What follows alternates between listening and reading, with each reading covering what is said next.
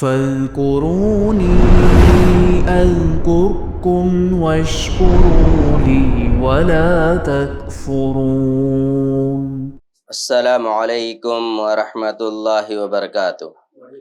الحمد للہ رب العالمین والصلاة والسلام علی رسولہ الکریم، اما بعد۔ قابل احترام دینی و میلی بھائیوں،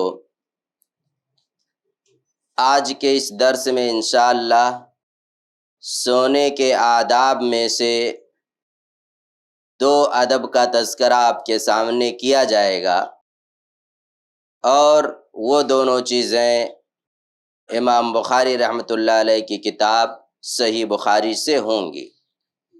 امام بخاری رحمۃ اللہ علیہ نے صحیح بخاری میں ایک عنوان ذکر کیا ہے، باب وضع الید الیمنی تحت الخد الیمنی۔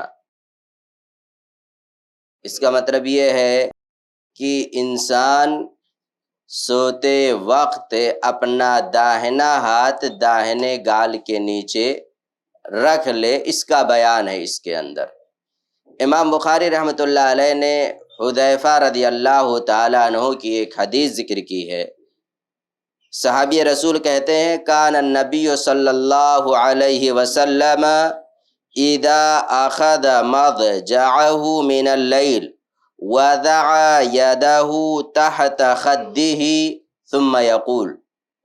اللہ کے رسول صلی اللہ علیہ وسلم جب بستر پر آتے، آپ صلی اللہ علیہ وسلم سونے کے لیے جب بستر پر آتے تو اپنا داہنا ہاتھ داہنے گال کے نیچے رکھ لیتے، ثم یقول، اس کے بعد پھر کہتے، اللہم بسمک اموت و احیا، کہ اے اللہ میں تیرے ہی نام سے مرتا ہوں اور تیرے ہی نام سے زندہ ہوتا ہوں، یعنی موت اور زندگی یہ دونوں چیزیں تیرے ہاتھ میں ہیں، تیرے علاوہ کسی اور کے ہاتھ میں نہیں ہیں۔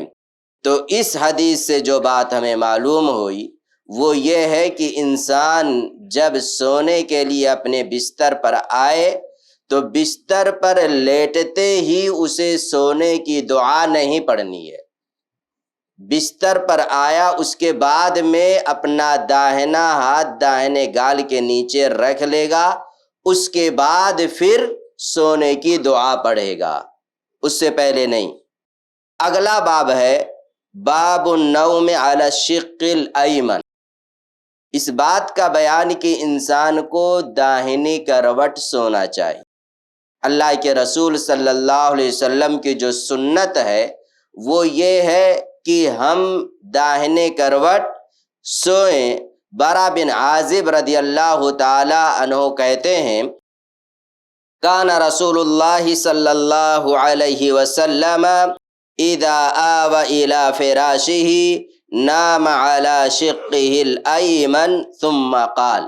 اللہ کے رسول صلی اللہ علیہ وسلم جب بستر پر سونے کے لیے آتے تھے یا جب آپ صلی اللہ علیہ وسلم سونے کی تیاری کرتے، نام علی شقہ الایمن، تو آپ صلی اللہ علیہ وسلم داہنے پہلو ہو کر سوتے تھے۔ اب تک ہم نے سونے کے آداب میں سے صحیح بخاری سے جو چیزیں پڑھی ہیں، مختصر طور پر میں ان کا ذکر آپ کے سامنے کر دیتا ہوں۔ سب سے پہلے نمبر پر ہم نے یہ پڑھا یا ہم نے سنا کہ باوضو ہو کر کے ہمیں سونا چاہیے۔ اللہ کے رسول کی جو سنت ہے وہ یہ کہ وضو کر کے ہم بستر پر جائیں۔ بستر پر جانے کے بعد میں ہمیں داہنے پہلو پر سونا ہے، دائیں پہلو پر، داہنے کروٹ، اور ہمارا داہنا ہاتھ داہنے گال کے نیچے ہونا چاہیے۔ اتنی چیزیں کرنے کے بعد میں آخر میں ہمیں جو دعا ہے وہ دعا پڑھنی ہے۔ سونے کی جو دعائیں ذکر کی گئی ہیں آپ کے سامنے، ان میں سے جو بھی دعا ہمیں یاد ہو اس دعا کو ہمیں پڑھنا چاہیے۔ یہ طریقہ ہے نبوی۔ اللہ کے رسول صلی اللہ علیہ وسلم اسی طریقے سے سویا کرتے تھے۔ اور ایک بات یاد رکھو میرے بھائیوں کہ اللہ کے رسول صلی اللہ علیہ وسلم نے جو سونے کا یہ طریقہ بتلایا ہے، اگر ہم یہ ریسرچ کریں اور تحقیق کریں میڈیکل کے حساب سے کیا اس کے اندر فائدہ ہے یا نہیں، تو ہم دیکھیں گے کئی سارے فائدے ہمیں داہنے کروٹ سونے سے ملتے ہیں یا حاصل ہوتے ہیں۔ بہرحال اگر میڈیکلی طور پر کوئی بھی فائدہ نہ ہو، پھر بھی ایک فائدہ تو ہے داہنے کروٹ پر سونے کا، وہ یہ ہے اللہ کے رسول صلی اللہ علیہ وسلم کی سنت پر عمل۔ آپ کے طریقے کے اعتبار سے سونا ہے، اور اس پر انشاءاللہ جو بھی شخص عمل کرے گا اللہ رب العالمین اسے اجر دے گا، ثواب دے گا۔ اللہ رب العالمین سے دعا ہے الہ العالمین تو ہم تمام لوگوں کو سنت رسول صلی اللہ علیہ وسلم کو اپنانے کی توفیق دے، آمین۔ والسلام علیکم ورحمۃ اللہ وبرکاتہ۔ ایسے ہی فائدہ مند اسلامک ویڈیوز دیکھنے اور منہج سلف پر کتاب و سنت کی تعلیمات کو عام کرنے میں ہمارا تعاون کرے، تاکہ آپ کے لیے ذریعہ نجات، جنت کے حصول کا سبب، ساتھ ہی مال میں برکت و اضافے کا ذریعہ بھی بنے، آمین۔ جزاک اللہ خیرن۔